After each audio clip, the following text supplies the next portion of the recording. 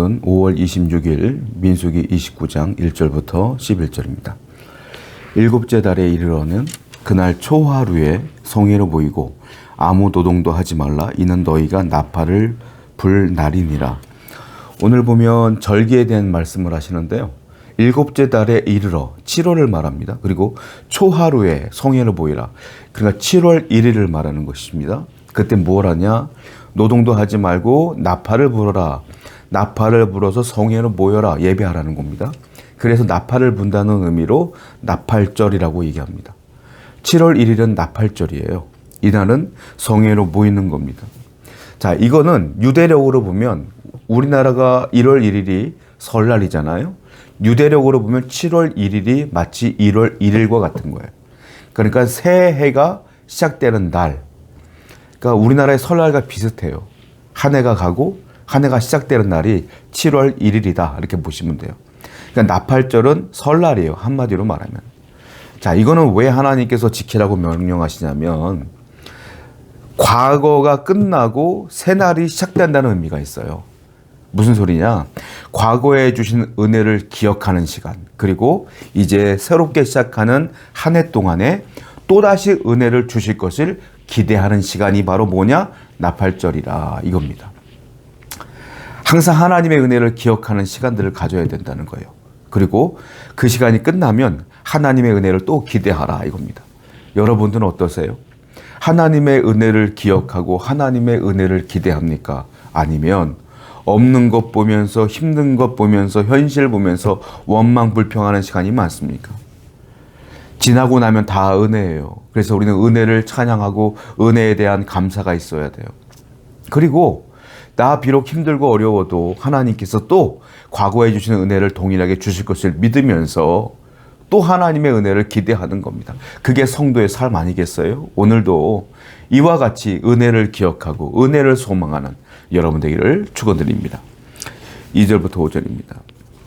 너희는 수송아지 한 마리와 순양 한 마리와 1년 된 흠없는 순양 7마리를 여호와께 향기로운 번제로 드릴 것이며 그 소재로는 거운 가루에 기름을 섞어서 쓰되 수송아지에는 10분의 3이요 순양에는 10분의 2요 어린 양 7마리는 어린 양 한 마리마다 10분의 1을 드릴 것이며 또 너희를 속죄하기 위해 순염소 한 마리를 속죄제로 드리되.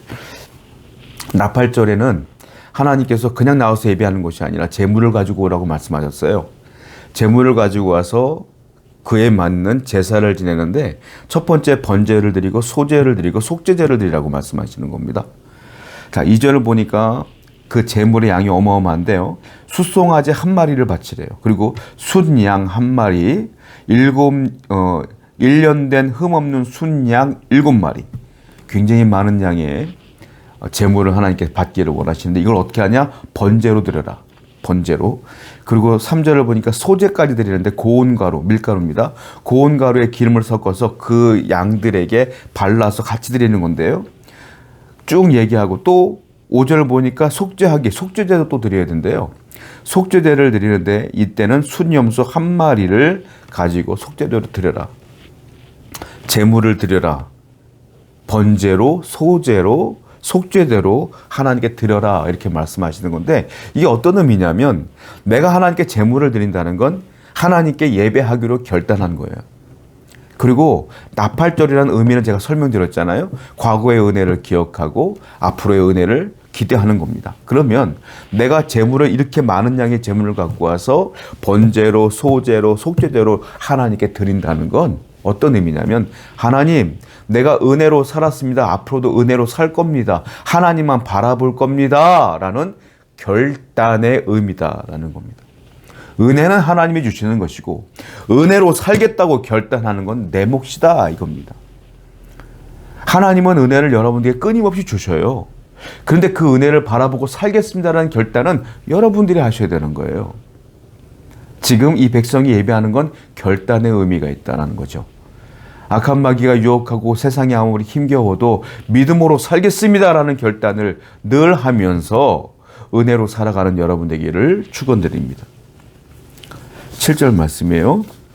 일곱째 달 열흘날에는 너희가 성회로 모일 것이요 너희의 심령을 괴롭게 하며 아무 일도 하지 말 것이니라. 이번에는 일곱째 달 10일 그 7월 10일을 말하는 겁니다. 이때 또 성회로 모이래요. 7월 1일 날 성회로 모여서 나팔절을 지키고 7월 10일 날 또 성회로 모이는데 이번에는 노동도 하지 말아라. 그리고 심지어 너희가 금식해라. 그리고 심령을 괴롭게 하라.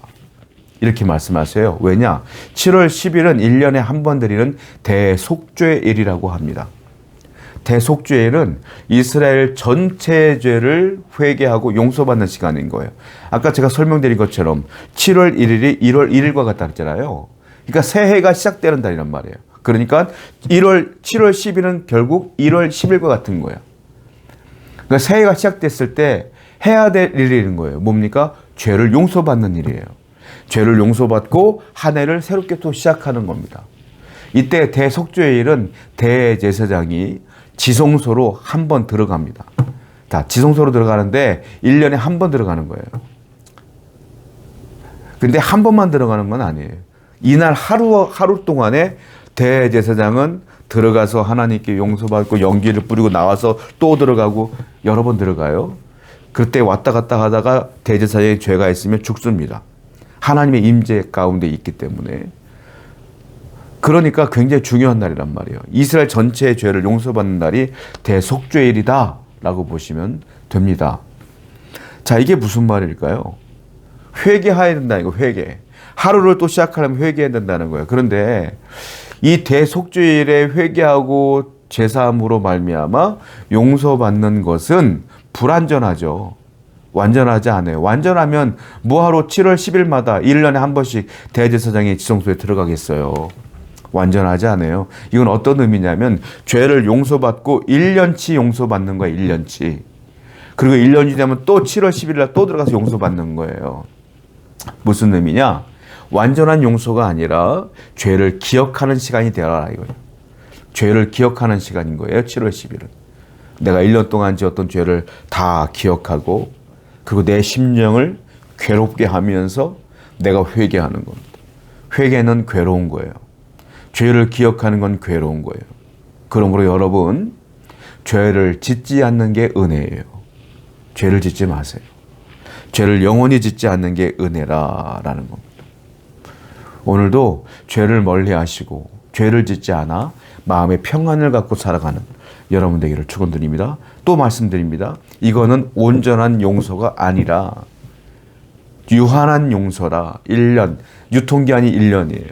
우리에게 그런데 하나님께서는 영원한 용서의 길을 열어주셨죠. 누구죠? 예수 그리스도를 보내주신 거예요.